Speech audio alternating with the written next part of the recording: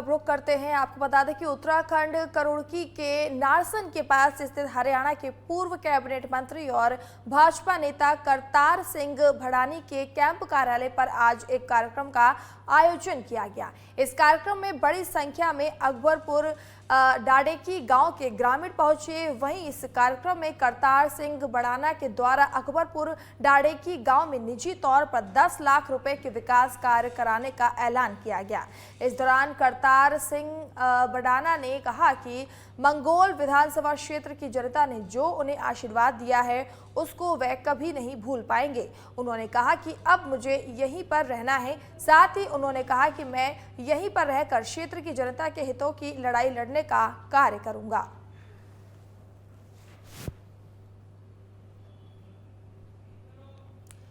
तो आपको बता दें कि मंगलोर की जनता का आशीर्वाद नहीं भूलूंगा, ऐसा विधायक का कहना है। नारसन करतार सिंह भड़ाना का शक्ति प्रदर्शन देखने को मिला। कैंप कार्यालय पर इसका आयोजन किया गया था और इस दौरान ग्रामीणों की भारी भीड़ देखने को मिली।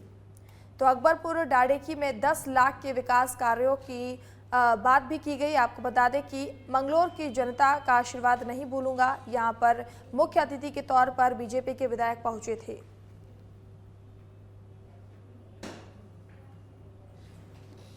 तो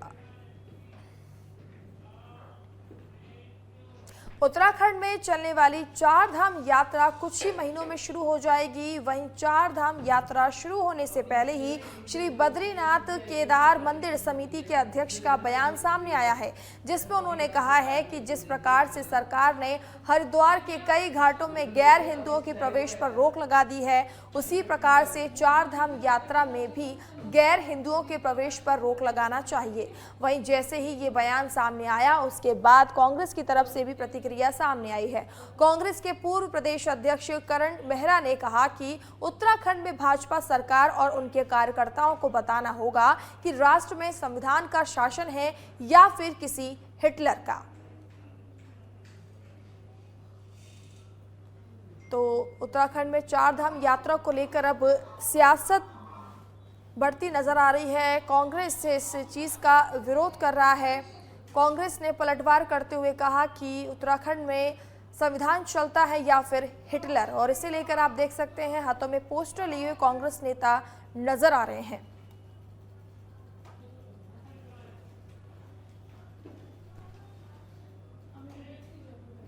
उत्तराखंड में चार धाम और अन्य मंदिरों में गैर हिंदुओं के प्रवेश पर प्रतिबंध लगाने की मांग तेज हो गई है।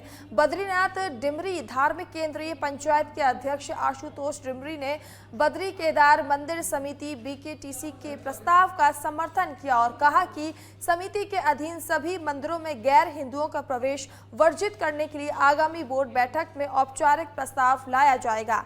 वहीं उत्तराखंड के मुख्यमंत्री धामी ने स्पष्ट किया कि धार्मिक स्थलों का प्रबंधन वहां की समितियां करती हैं और सरकार उनके निर्णयों का सम्मान करेगी। ये मांग देवभूमि की धार्मिक पवित्रता और परंपराओं को बनाए रखने के उद्देश्य से की जा रही है।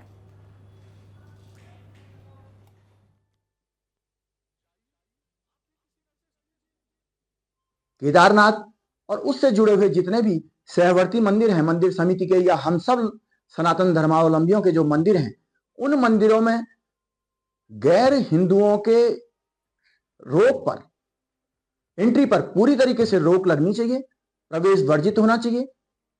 इसके अलावा वहां की व्यवस्था से जुड़े हुए तमाम कार्यों में, चाहे वो टेंडर से जुड़ा हुआ काम हो, चाहे वो अन्य व्यवस्थागत मंदिर से जुड़ा हुआ कोई कार्य हो, उसमें भी पूरी तरीके से गैर हिंदुओं पर प्रतिबंध लगना चाहिए। यह हमारा आग्रह है, यह हमारी अपेक्षा है।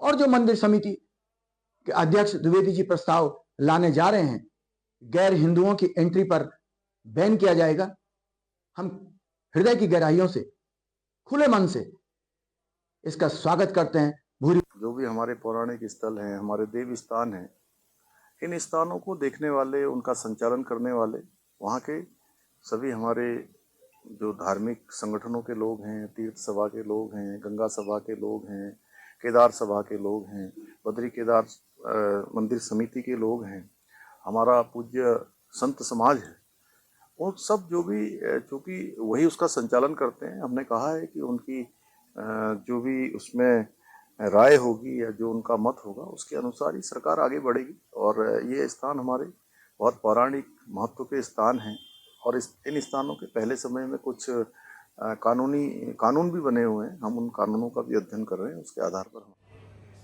अगली खबर देहरादून से है, जहां पर उत्तराखंड समान नागरिकता संहिता कानून लागू करने वाला देश का पहला राज्य बन गया है। इस कानून की पहली वर्षगांठ के मौके पर देहरादून में राज्य स्तरीय कार्यक्रम का आयोजन किया गया। कानून के तहत महिला सम्मान को लेकर विशेष प्रावधान किए गए हैं। विधानसभा अध्यक्ष ऋतु खंडूरी भूषण ने बताया कि इस कानून में महिलाओं के अधिकार और सम्मान को सुरक्षित करने वाले कई महत्वपूर्ण प्रावधान शामिल हैं। उन्होंने कहा कि हमारा छोटा सा राज्य देश को दिशा दिखाने का काम कर रहा है, जिससे अन्य राज्य भी प्रेरणा ले रहे हैं। तो राज्य स्तरीय कार्यक्रम का आयोजन किया जा रहा है। आज यूजीसी को लागू हुए 1 साल पूरे हो चुके हैं और इसके चलते आज देहरादून में कार्यक्रम का आयोजन किया गया था। तो कानून की पहली वर्षगांठ के मौके पर कार्यक्रम का आयोजन किया गया।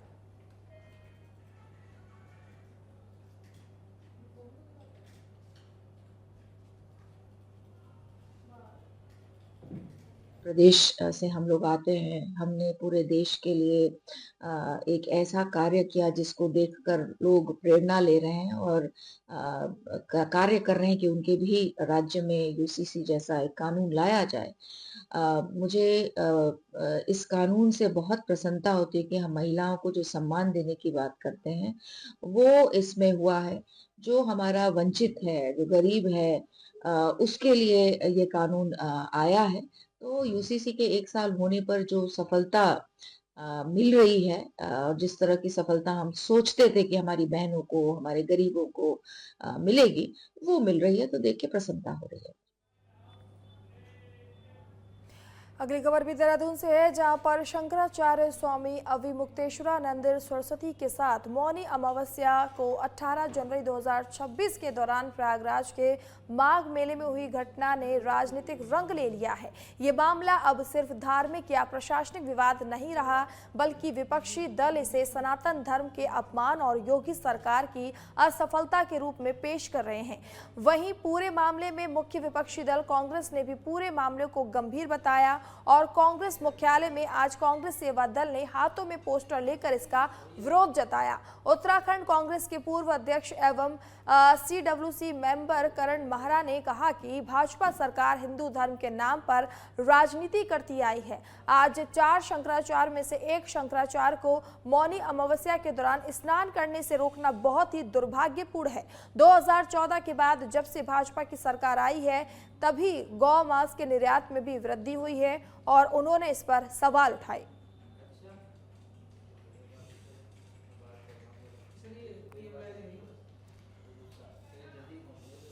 तो कांग्रेस सेवा दल ने विरोध प्रदर्शन किया है। इसे लेकर आपको बता दें कि शंकराचार्य का मुद्दा अब राजनीतिक रूप लेता हुआ नजर आ रहा है।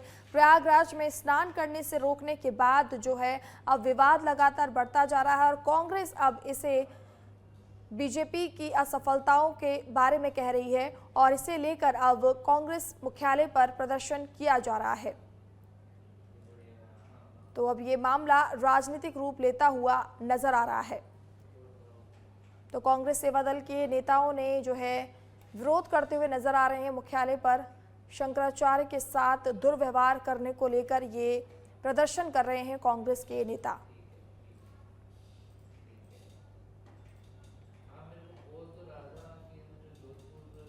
तो आप तस्वीरें देख सकते हैं। अब ये मामला जो है राजनीतिक रूप लेता हुआ नजर आ रहा है। जनता पार्टी की सरकार और उनके कार्यकर्ता, उनके पदाधिकारियों को ये बताना होगा कि इस राष्ट्र में संविधान का शासन है या किसी हिटलर का शासन है। ये उनको खुलकर बताना होगा कि ये देश संविधान से चलता है और संविधान के द्वारा दिए गए प्रदत्त अधिकार और कर्तव्यों का निर्वहन करने की जिम्मेदारी सबकी, और जो सत्ता पक्ष के लोग हैं उनकी ये जिम्मेदारी ज़्यादा हो जाती है। तो स्टेटमेंट देने से पहले उनको बताना होगा और सरकारों ने उनके इन स्टेटमेंट्स पे क्या एक्शन लिया ये भी उनको बताना होगा, क्योंकि संविधान की रक्षा करने की जिम्मेदारी सरकारों की ओर जब ओथ ली जाती है, मुख्यमंत्री से लेकर मंत्री तक इस बात की बात करते हैं कि राष्ट्र और राष्ट्र के संविधान की रक्षा करेंगे, तो क्या वो अपनी कसम को खबर रुद्रपुर से है, जहां पर रुद्रपुर में पार्षद पति राधेश शर्मा के हालिया विवादित बयान को लेकर खत्री पंजाबी समाज में नाराजगी देखने को मिली, जिसके चलते 5 मंदिर प्रांगण में एक बड़ी सामाजिक बैठक आयोजित की गई। बैठक में खत्री पंजाबी समाज सहित विभिन्न समाजों के गणमान्य लोग शामिल हुए। बताया गया है कि किच्छा विधायक तिलक राज बेहड़ के पुत्र सौरभ बेहड़ पर कथित फर्जी हमले के मामले को लेकर राधेश शर्मा द्वारा दिए गए बयान को समाज विशेष ने आपत्तिजनक माना है।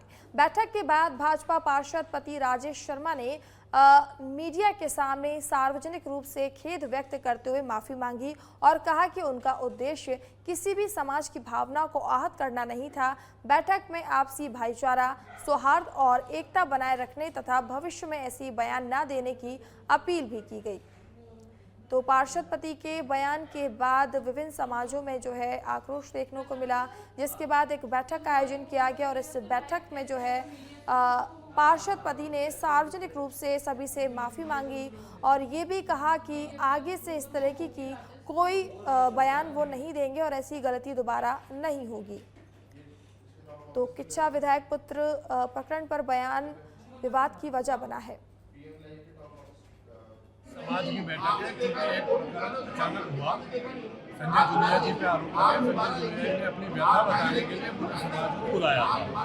ये समाज की बैठक नहीं थी, लेकिन समाज को बुलाया था, सारा समाज इकट्ठा था और इकट्ठा होने से पहले दूसरे पक्ष ने माफी मांग ली है और एक बार नहीं 2-2, 4-4, 5-5 बार मांग ली है।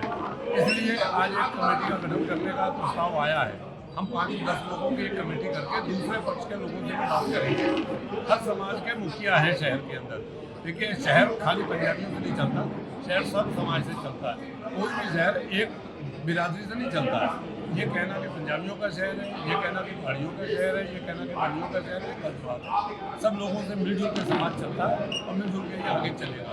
हम कमेटी बना रहे हैं, बाकी लोगों को बुला के उनसे बात करेंगे और उन लोगों को चिन्हित करेंगे जो लोग समाज में अराजकता फैला रहे हैं, समाज में गुंडागर्दी कर रहे हैं, समाज को तोड़ने का काम कर रहे हैं। शहर तय हुआ है कि एक कमेटी बनाई जाएगी और उस कमेटी के द्वारा जो निर्णय लिया जाएगा सभी लोग उस कमेटी के निर्णय को मानेंगे और उस कमेटी के अधीन ही सारे लोग कोई भी कार्य करेंगे।